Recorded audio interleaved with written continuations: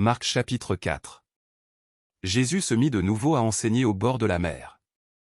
Une grande foule s'étant assemblée auprès de lui, il monta et s'assit dans une barque, sur la mer.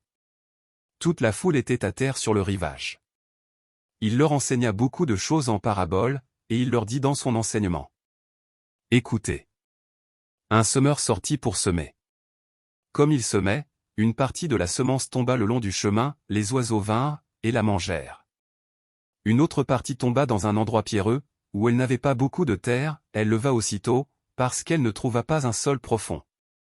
Mais, quand le soleil parut, elle fut brûlée et sécha, faute de racines.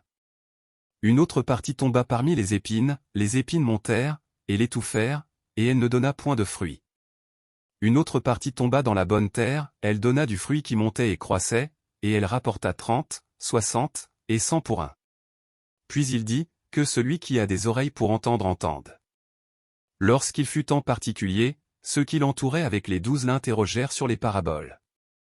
Il leur dit, c'est à vous qu'a été donné le mystère du royaume de Dieu, mais pour ceux qui sont dehors tout se passe en paraboles. Afin qu'en voyant ils voient et n'aperçoivent point, et qu'en entendant ils entendent et ne comprennent point, de peur qu'ils ne se convertissent, et que les péchés ne leur soient pardonnés. Il leur dit encore, vous ne comprenez pas cette parabole? Comment donc comprendrez-vous toutes les paraboles? Le semeur sème la parole. Les uns sont le long du chemin, où la parole est semée, quand ils l'ont entendue, aussitôt Satan vient et enlève la parole qui a été semée en eux. Les autres, pareillement, reçoivent la semence dans les endroits pierreux, quand ils entendent la parole, ils la reçoivent d'abord avec joie. Mais ils n'ont pas de racine en eux-mêmes, ils manquent de persistance, et, dès que survient une tribulation ou une persécution à cause de la parole, ils y trouvent une occasion de chute. D'autres reçoivent la semence parmi les épines, ce sont ceux qui entendent la parole. Mais en qui les soucis du siècle, la séduction des richesses et l'invasion des autres convoitises, étouffent la parole, et la rendent infructueuse. D'autres reçoivent la semence dans la bonne terre, ce sont ceux qui entendent la parole, la reçoivent, et portent du fruit, 30, 60, et 100 pour un. Il leur dit encore, apportez-on la lampe pour la mettre sous le boisseau, ou sous le lit? N'est-ce pas pour la mettre sur le chandelier? Car il n'est rien de caché qui ne doive être découvert, rien de secret qui ne doive être mis au jour. Si quelqu'un a des oreilles pour entendre, qu'il entende. Il leur dit encore, prenez garde à ce que vous entendez. On vous mesurera avec la mesure dont vous vous serez servi, et on y ajoutera pour vous. Car on donnera à celui qui a, mais à celui qui n'a pas on ôtera même ce qu'il a. Il dit encore, il en est du royaume de Dieu comme quand un homme jette de la semence en terre. Qu'il dorme ou qu'il veille, nuit et jour, la semence germe et croît sans qu'il sache comment. La terre produit d'elle-même, d'abord l'herbe, puis l'épi, puis le grain tout formé dans l'épi. Et, dès que le fruit est mûr, on y met la faucille, car la moisson est là. Il dit encore, à quoi comparons-nous le royaume de Dieu, ou par quelle parabole le représenterons-nous?